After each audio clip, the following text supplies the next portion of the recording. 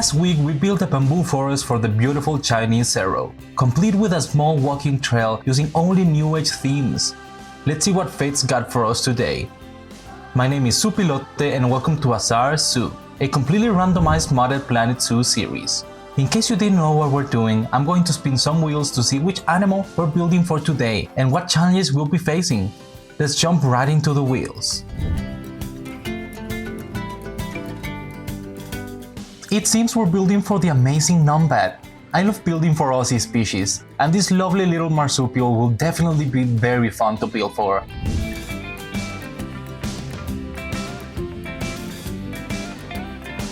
Ooh, 2 challenges again, huh? That's a good amount, honestly.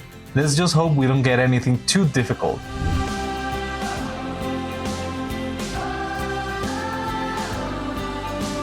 Our first challenge is the Hidden Viewing Gallery challenge. We've actually got this one before, on our first ever episode in the zoo, when we built for the golden langur. It means we'll have to give this habitat a viewing gallery hidden from both the animals and the other guests as well. It seems the other challenge we got is the exhibit animal integration. We'll need to add an exhibit box into this build somehow. Let's see what animal we'll have to build for as well.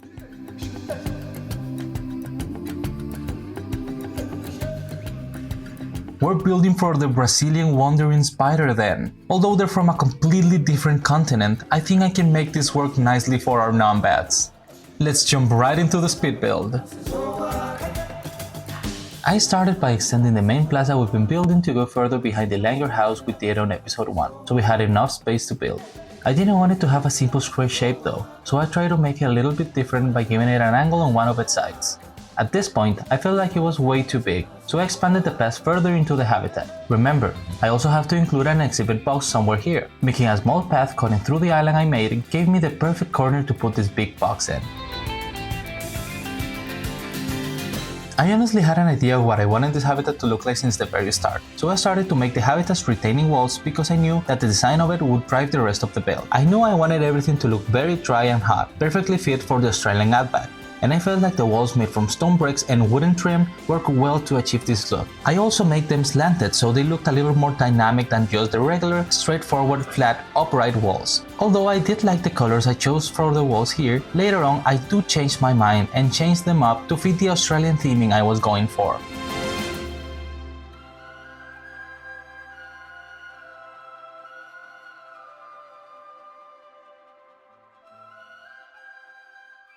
Oh, by the way, you're going to see a small trick I learned a while ago to make angled walls join perfectly when connecting with each other throughout the speed build. You just need to maintain the wall's initial angle on the same plane and just rotate it around the other axis to fit with the conjoining wall. Ever since I learned how to do this, making slanted walls look good has been so much easier. It also helps to avoid awkward corners when things are not exactly straight.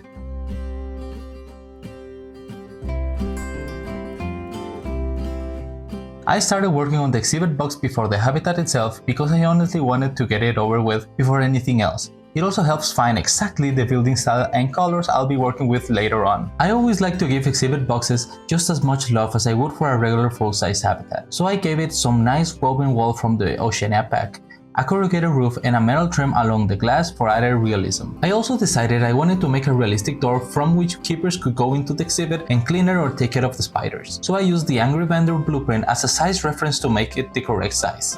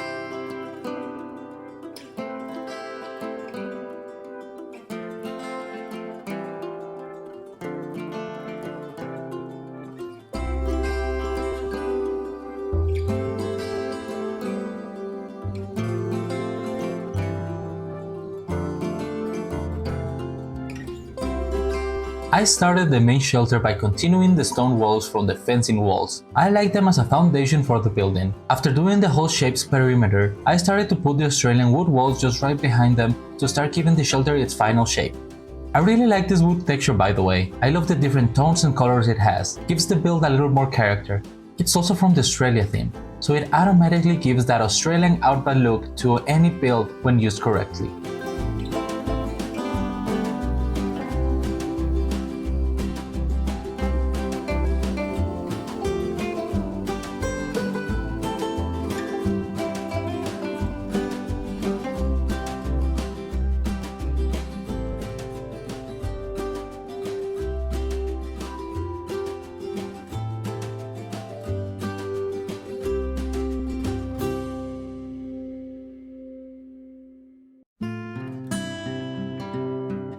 Before finishing the shelter, I wanted to finish the retaining walls along the habitat. Remember that I need to also add a hidden viewing gallery here somewhere. That's what the small connecting path is for. You'll see it takes shapes later on.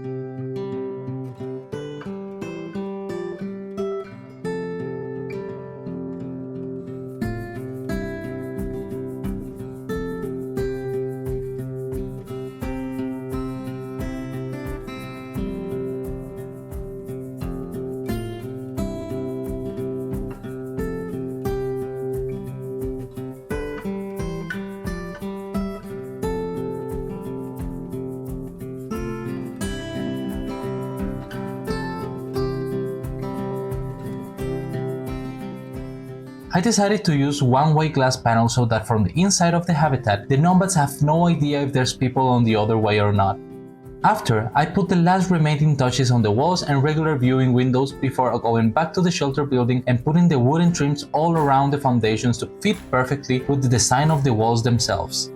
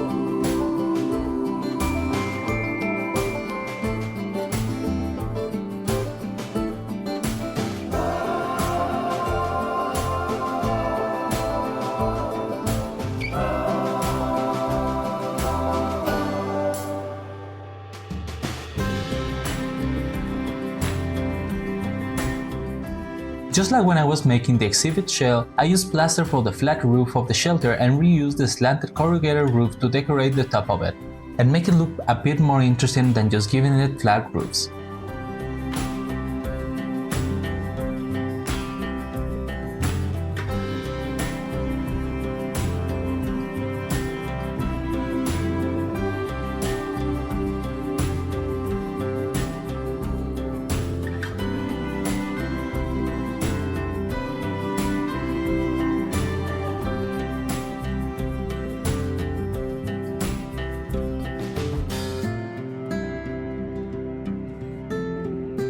I used the same plaster panels to make the flooring for the inside of the shelter, and I made a door using the North Africa wooden door copied on top of itself and some Fiesta metal pieces for the handle and trims of the door.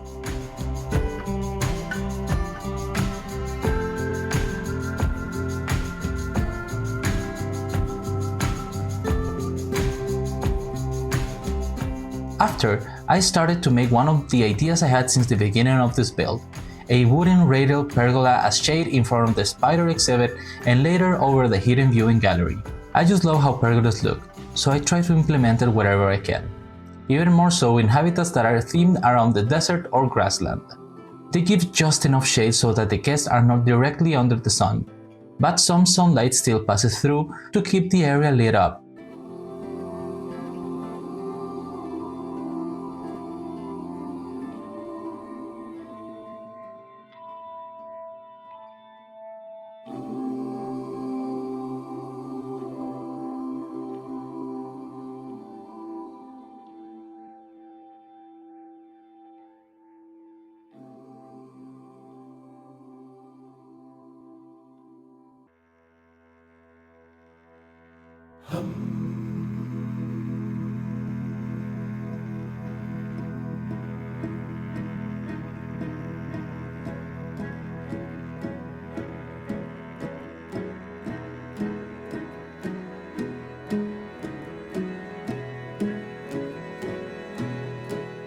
I decided to make the hidden viewing gallery's pergola to be angled down, so it feels a little smaller and more private. I used the corrugated iron sheets to cover up most of the space between beams, so there's only 2 ways from which to enter and exit this viewing area.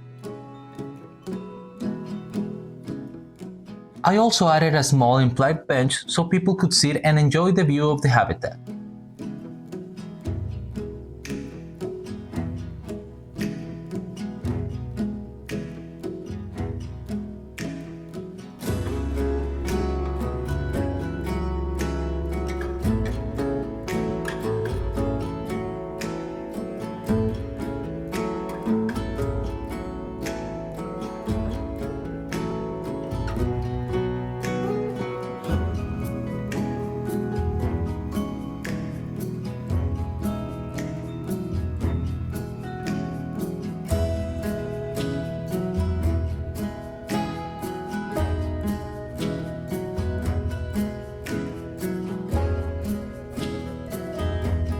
For the inside of the shelter, I wanted to make a little simulated rocky hill and burrow for our little friends. It was a bit difficult because the in-game 4 rocks are way too big to build stuff for these animals, which, now that I mention them, I wanted to talk a little about today's animal, because honestly I've become a little obsessed with them. Numbats, in case you're unfamiliar with them as I was before doing this video, are small marsupials native to Australia. Their diet consists exclusively of termites, which they pick straight up from their termite mounds with their very long sticky tongues. Their tongue can grow as long as 17 centimeters, almost half their body size. They actually eat up to 20,000 termites every day, even getting most of their water from them. In that way, they're incredibly similar to the anteater family. It's a very curious case of convergent evolution, which means 2 unrelated species develop very similar traits and abilities separately. Although, one big difference between anteaters and numbats is that the numbats do still have teeth. They're very small, weak, and often called peg-like, and they have no real use for them. Because of the fact that they're a carnivorous marsupial, their closest biological relative is actually the thylacine, also known as the Tasmanian tiger, who went extinct almost 100 years ago due to poaching. Today, the numbat is dangerously close to seeing the same fate. They used to live among much of southern semi-arid and arid Australia, from Victoria all the way to New South Wales. But by the 1970s, their range had been cut down by almost 99%. By deforestation and predation by feral cats and foxes. Sadly, today the range only consists of small pockets of southwest Australia, in Triandra Woodland National Park and the Peerup Nature Reserve. Although, on a more positive note, this year they were reclassified from endangered to near threatened, to an estimated 3,000 mature specimens. That's why I wanted to try and simulate the natural environments numbats are native to in the grasslands of Australia. I used the red desert rock set for the rock work of the habitat for that iconic Australian look that we're all familiar with.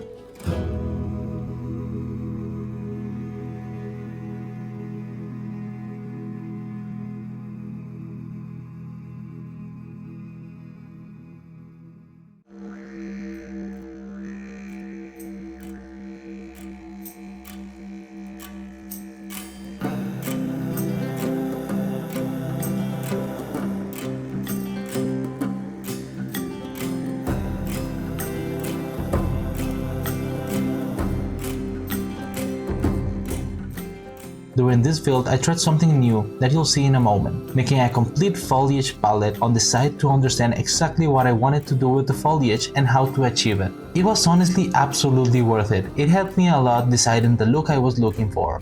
It definitely helped in coming up with the idea of covering the hidden viewing area with a bit of forest. The trees help conceal this area from the rest of the habitat. By the way, the dead beech trees I used during this part of the build are from GreatCakeMods Patagonia Flora, an incredible mod that brings a bunch of foliage from the South American mountains into Planet Zoo. Now that I'm talking about mods, I obviously must shout out NarwhalerN for their amazing Numbat mod. They did such a great job on this little critter. As always, remember all mods and blueprints used during this video are in the description down below. That's all I wanted to say. Please enjoy the rest of the speed build.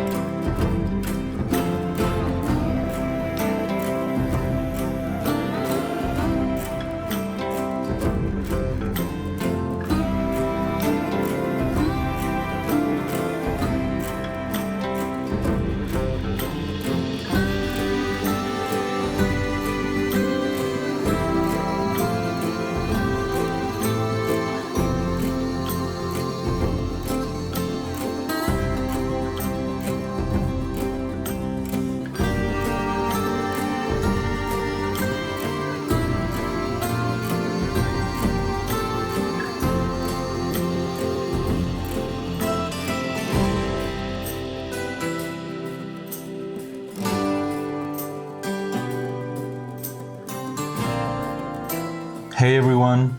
I really hope you enjoyed as we brought the Numbats and its small piece of the outback to our zoo. Please tell me what you thought in the comments down below, consider leaving a like and subscribing to the channel to join the vault, so you don't miss the next episode of Azar Zoo. Zoopilote out!